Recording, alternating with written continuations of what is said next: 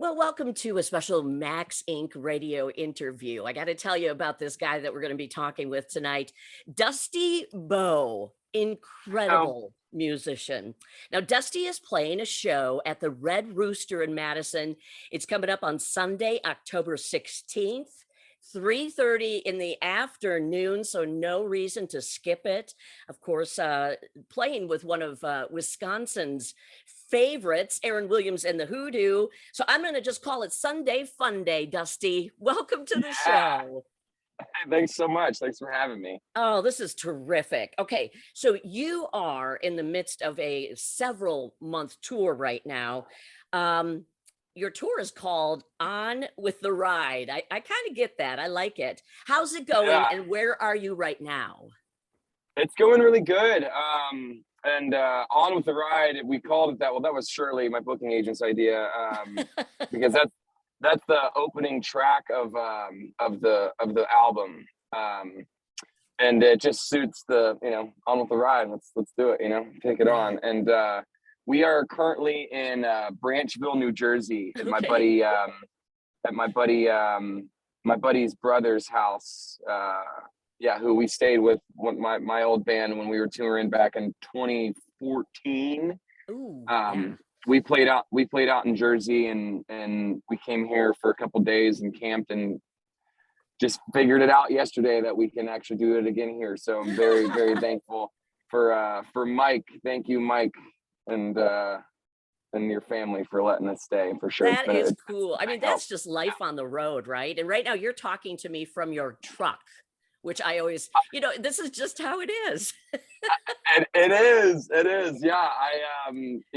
It's funny because before we figured out we could stay here at Mike's place, we thought we were going to be camped out in a Walmart parking lot for like 7 days, because that was the only other option we really had.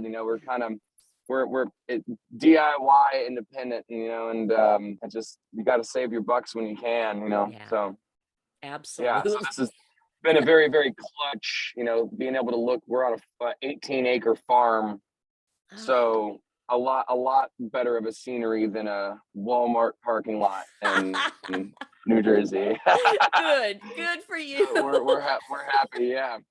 Yeah. Hey, I want to talk to you about originally being from Kentucky. Yeah. Kentucky is so interesting. I lived there for a little while myself. Oh, what Yeah, about? yeah. Did you feel any influence for your music coming from Kentucky? You know, to be completely honest, not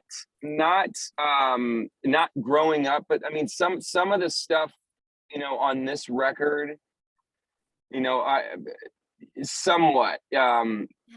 But I didn't really start getting into like writing you know, southern rock and country music, weirdly, until I moved to Los Angeles. But that's not to say that it didn't come from, Kentucky roots. But I also just kind of, once I started really diving into different genres and this and the other, I was raised on classic rock and funk, and my first concert was Earth, Wind and Fire. So, Wow. I yeah, it was all the Beatles, the Stones, Zeppelin, AC/DC, Skinner, and it was Jimi Hendrix, but yes, in a way, especially with this album, like songs like Words Don't Mean Much and How Could We Go Wrong, or Throw It All Away. He's got kind of a swampy blues to it. But I didn't really start getting into like Kentucky, like bluegrass music and Yeah. and stuff like that until I was really in like my mid 20s, late 20s. Very cool So though. Yeah. yeah. Um, you are also doing something very, very cool. You're giving back to Kentucky while you're on this tour. Why? Tell me a little bit about what you're doing and how other people can help out. So when we were on our first leg of this tour in July, Mhm. I was, some days can be rough on the road, and I was just in a really weird mood. And then I saw a bunch of posts about the floods that were happening, and I just saw people that were losing their homes and their siblings, their family members, and like and I was just like, oh my God, like why am I have no reason to be upset or depressed or down right now, like when there's people that are in my home state that are Right. their lives literally were just crumbled or taken away from them. And so then I immediately messaged Shirley and also my publicist, and I was like, I want to do I want to be the next time when we go out for this next leg, I want to do a benefit for these people, just because they need help, you know. And it's one of those things that it makes me want to work harder and want to also, you know, I would much rather say, hey, come see me and my band and for a good cause, opposed to just, hey, come see me and my band. You know what I mean? It's like it's one of those things that I struggle with, like promoting myself and this, that, and the other, because it can be, you know, I don't want to like annoy people and this, that, and the other. But now it's like, hey, I'm gonna annoy you because we're gonna help a bunch of people as much as we can. And so it's been really cool. Like, you know, it's you know, and I didn't even we didn't even contact the Kentucky flood relief. I was just like, Yeah. I'm going to put my link up there, and we're going to raise awareness and donate, you know, what we can at the end of the tour, depending on what we make, you know, portions of the proceeds. And we're taking, some people will be like, hey, you know, they'll tip us 15 or 20 bucks and say, hey, you know, we want to put this towards the flood relief, and we'll just, you know, you can just do it on the right there on the website. But it's been nice, you know, it's been cool, you know, seeing some other people step up and want to give back, because things could always be worse, you know. And when people need help like that, everybody should just, you know, do what you can. And if you can't, I know not everybody's in the position, times are tough, and I know not everybody's in the position to donate, but you can share, you can still raise awareness. So, you know, that's kind of what we're doing. Tell me your website for anyone who will be listening to this and maybe they can't get to your show but would still like to help. Sure. It's just dustybo.com. It's DUSTYBO.com. And it should be the front page when you go there. It's right to and you can donate however much you can. Great. I think it's a terrific effort. Thank you for trying to make a Yeah, difference. of Yeah. course. Okay, let's talk about the music. Yeah. You know, it's described as alternative rock, I guess. And then someone else wrote delightfully eclectic. Yeah. What do you think? I just think it's awesome. Wow, the first time I heard you, I was blown away. So Thank good. you. Yeah. Thanks so much.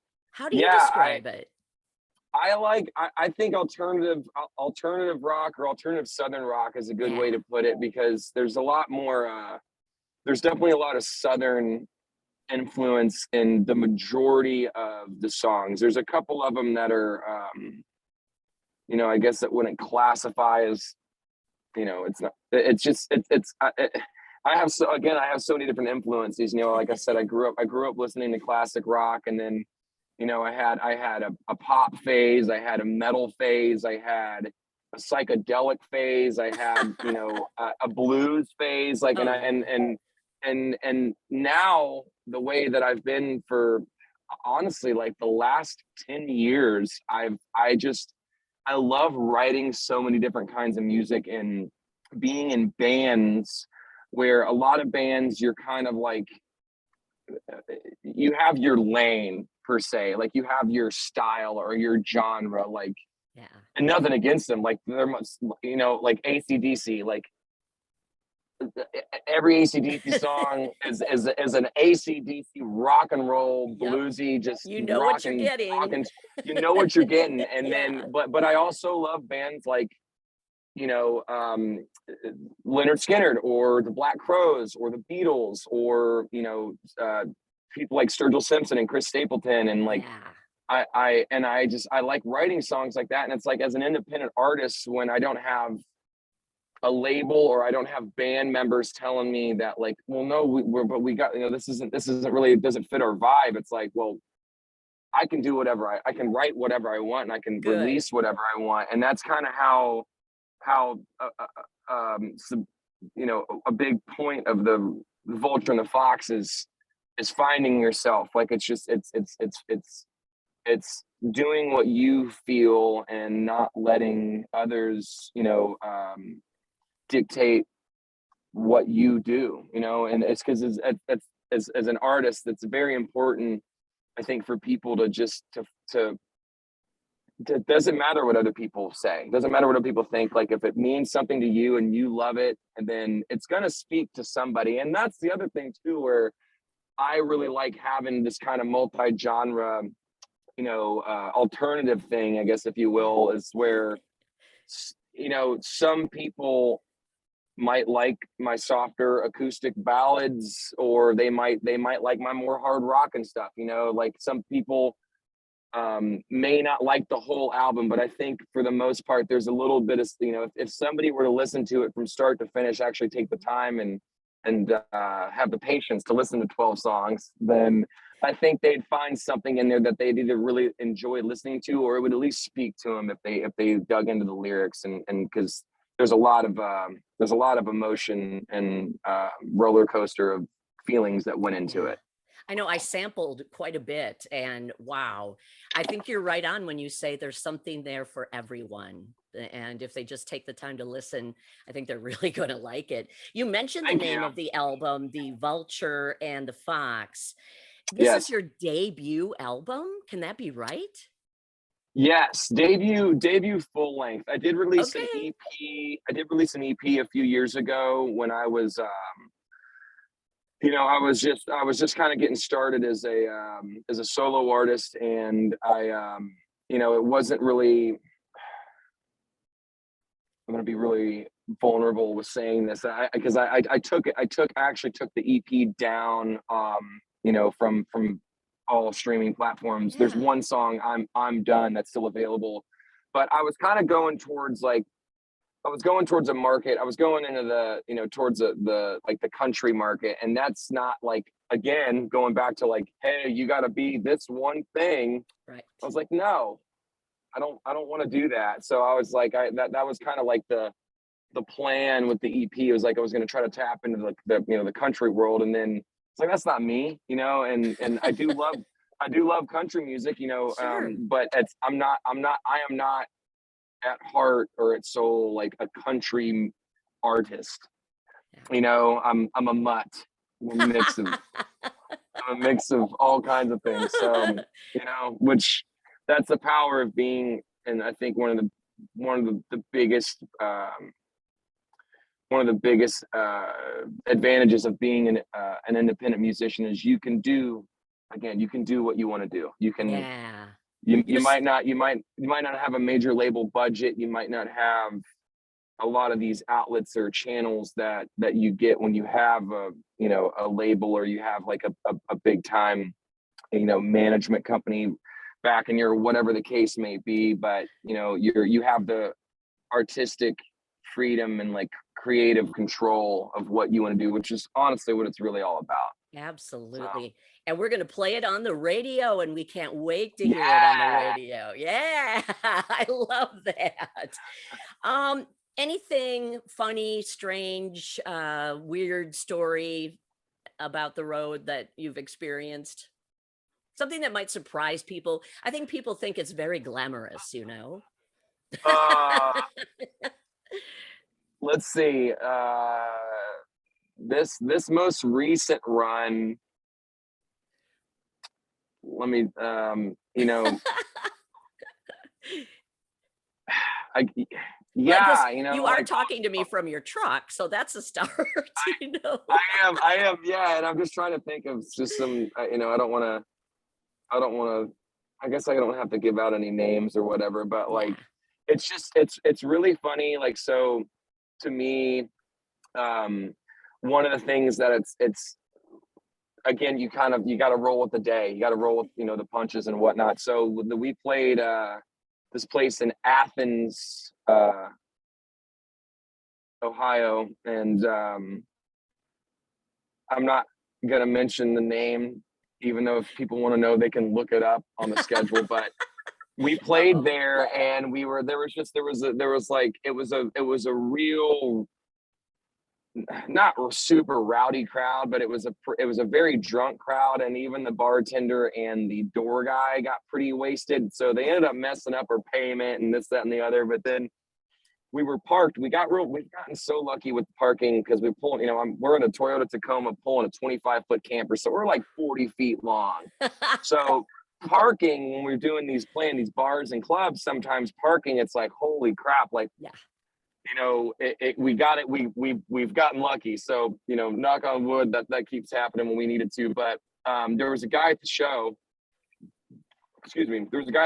that was really nice, very generous, and was like, hey man, I work at this winery, and if you guys want to come park your camper outside there so you're not parked next to this bar where there's going to be noise till 4 a.m. and all these people roaming the road drunk, and I was like, okay, great. So I was like, how far away do you live? And he said 1.5 miles. And this guy, I was like, okay, great. We'll do this. I'll follow you.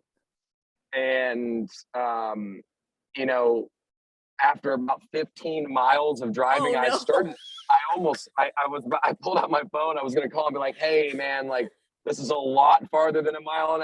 I could see if it was like a few miles or whatever, but it was really far away. So then we get there, find out this guy was like, he was pretty,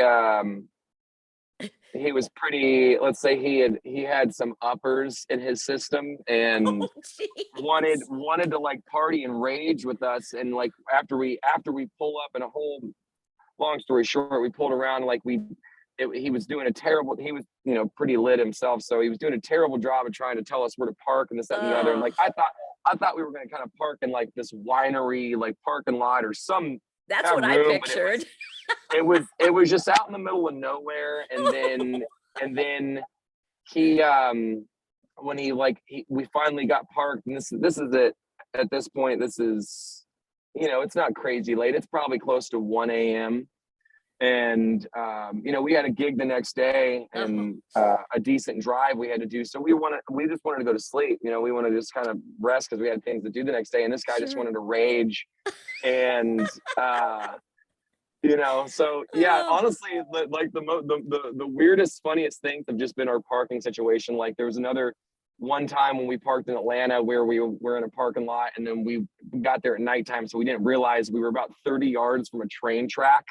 So at 4:30 in the morning, we wake up and there's just freight train coming, blowing by, honking its horn. And then the place we were parked in last night, we parked in a Planet Fitness parking lot because we wanted to work out and use the showers in the morning. And then right after we parked, we realized we were about 100 yards away from a fire department after 2 fire trucks came out, blazing their sirens and their horns. And I'm like, oh, dude, like, so now these things, when we actually have to go to those places, it's like, okay, what's nearby? Right. You know what I mean? Check it out. You look on the map, but sometimes, honestly, it's like, you'll sleep, let the trains go by. We'll get some sleep. It's just, you're tired of driving. You just want to get parked and just chill, and like, that's what earplugs are for. So anyways, nothing too crazy, but definitely some funny moments for sure. Well, I hope everyone will come and hear more Dusty Bo stories, but more importantly, come and hear the music, because it is terrific.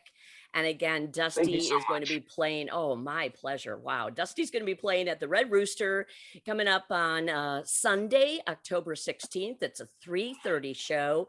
Of course, the Red Rooster is in Madison, and he'll be playing with Aaron Williams and the Hoodoo. Again, Sunday fun day. I think we should all be there. Hey, how do we best keep up with you? Are you on all the socials? I'm on all the socials. On Instagram, TikTok, and Twitter. It's all the same handle. It's just Dusty Vox, DUSTYVOX. And then on Facebook, just Dusty Bo Music. Same thing with YouTube, I believe, Dusty Bo Music. And yeah. Awesome. Dusty, thanks for joining us, and thank you for your terrific music. Can't wait to see you live. That is just going to be a kick. Thank you so much for having me. I'm looking forward to it. Me too. Me too. All right. We will see you at the Red Rooster on October 16th. And thanks again, Dusty. This is Max Inc. Radio, and we are local music. Thank you so much. Oh my gosh.